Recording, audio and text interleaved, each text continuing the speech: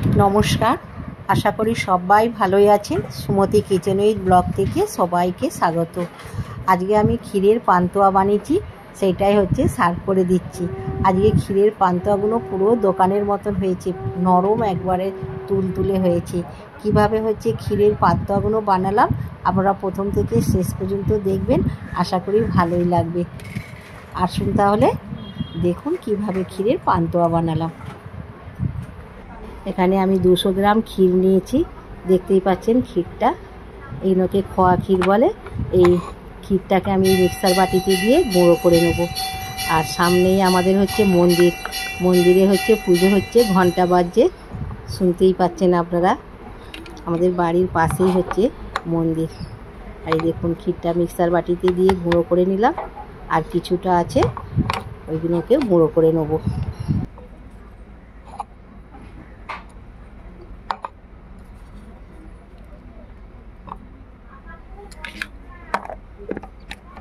সব ক্ষীরটাই হচ্ছে গুঁড়ো করে নিয়েছি, দেখতেই পাচ্ছেন গুঁড়ো করতে কতটা লাগছে। দেখুন অনেকটাই দেখাচ্ছে গুঁড়ো করতে, আর খুব সুন্দর লাগছে। এই খোয়া ক্ষীর দিয়েই কিন্তু আজকে পান্তুয়াগুলো বানাবো। ক্ষীরের মধ্যে 1 চামচ ময়দা দিচ্ছি, বেশি কিন্তু ময়দা দিলে পান্তুয়াগুলো ভালো হবে না, শক্ত হবে। 1 চামচ কর্নফ্লাওয়ার দিলাম, আর 1/2 চামচের মতন বেকিং পাউডার দিলাম। আর দিচ্ছি গুঁড়ো দুধ, যে 10 টাকা করে দুধের প্যাকেটগুলো হয়, ওই দুধ দিলাম। 2 প্যাকেট দুধ দিলাম না, একটুখানি রেখে দিচ্ছি, না সবটাই দিয়ে দিচ্ছি। আপনাদের দিকে বলছি কেন সবটা দিলাম। সবটা দিয়ে এবার হচ্ছে ভালো করে হচ্ছে মেখে নিচ্ছি। সব গুঁড়ো দুধটাই দিয়ে দিলাম। হচ্ছে এটাকে হচ্ছে লিকুইড দুধ দিয়ে একটা ডো তৈরি করতে হবে। আমিও সেই জন্যই গুঁড়ো দুধটা রাখছিলাম, কিন্তু গুঁড়ো দুধটাকে আবার গরম জল করেই লিকুইড দুধ করতে হবে। সেই জন্যে যেহেতু গরম জল করে লিকুইড দুধ করব, সেই জন্যে গুঁড়ো দুধটা দিয়ে দিলাম আর জল দিয়ে মেখে নিচ্ছি। আপনাদের কাছে লিকুইড দুধ থাকলে লিকুইড দুধ দিয়ে মাখবেন। খুবই অল্প জল নিয়েছি, অল্প জল দিয়ে একটা ডো তৈরি করে নিচ্ছি। আর অল্প জল দিয়েই করতে হবে, গুঁড়ো দুধ দিয়ে আছে, বেশি জল দিলেই কিন্তু পাতলা হয়ে যাবে। দেখুন একটা হচ্ছে এই যে ডো তৈরি করে নিয়েছি, আর কতটা হচ্ছে জল নিয়েছিলাম দেখুন, একবারে সামান্য জল লেগেছে, এতে বেশি কিন্তু জল লাগে না। এবার হচ্ছে ঘি দিচ্ছি, 1 চামচ দিলাম, আর 1 চামচ হচ্ছে ঘি দিচ্ছি। ঘিটা খুবই হচ্ছে গাঢ় ঘি।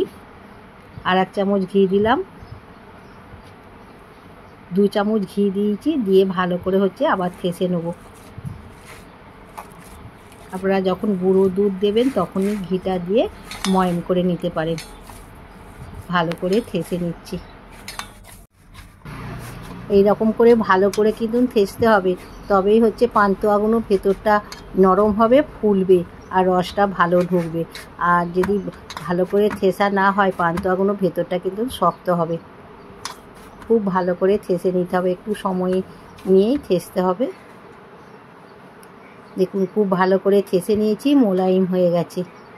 এবার একটুখানি নিলাম হাতে, নিয়ে তালুর মধ্যে হচ্ছে গোল করে নিচ্ছি, যেমন পান্তুয়া হয় ওই রকমই সাইজ করে নিচ্ছি। আর পুরো গাটা যেন প্লেন হয়, ফাটা হলে কিন্তু ভাজার সময় তেলের মধ্যেই ফেটে যাবে। এই রকম করে সবগুলোকেই তৈরি করে নিচ্ছি। কতগুলো করেছি দেখুন, 17টা হয়েছে। আপনারা ছোট বড় আপনাদের মতন করে আপনারা করে নেবেন পান্তুয়াগুলো, আমি আমার মতন করেছি। এবার চিনির রস তৈরি করে নেব। 1 বাটি জল দিলাম, যেই বাটি মেপে জল দিয়েছি সেই বাটি মেপে 1 বাটি চিনি দিলাম।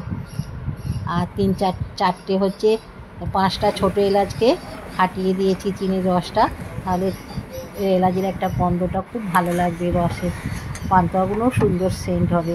আর চিনির রসটাকে ঘন করে হচ্ছে ফুটিয়ে নিতে হবে। পান্তুয়ার রস সাধারণত একটু গাঢ় হয়। গ্যাসটাকে নিভিয়ে দিয়েছি, কতটা ঘন হয়েছে দেখুন।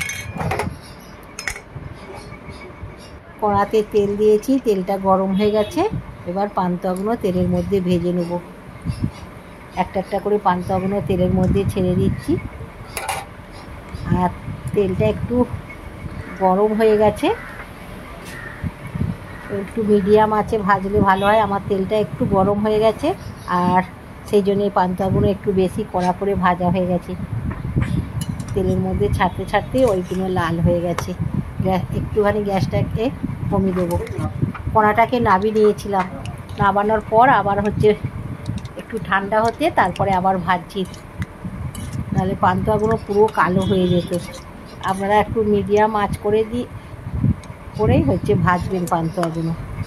আর যে সকল নতুন বন্ধুরা আমার চ্যানেলে প্রথম, অবশ্যই কিন্তু চ্যানেলটিকে সাবস্ক্রাইব করবেন, পাশের বেল বাটনটি অন করবেন, সবার সঙ্গে শেয়ার করবেন আর কমেন্ট করে জানাবেন কিন্তু আজকের ক্ষীরের পান্তুয়াগুলো কেমন হয়েছে। আশা করি ভালোই লাগবে। এই দেখুন, এটাকে তুলে নেবো। একটু কড়া ভাজা হয়ে গেছে, সবগুলোকেই ভেজে হচ্ছে তুলে দিয়েছি। কতগুলো সুন্দর হয়েছে দেখুন, কি সুন্দর লাগছে দেখতে পান্তুয়াগুলো। এগুলোকে এমনিও খাওয়া যাবে। এবার চিনির রসটার মধ্যে দিয়ে দেবো। চিনির রসটা হালকা গরম আছে, চিনির রসের মধ্যে পান্তুয়াগুলো দিয়ে দিচ্ছি।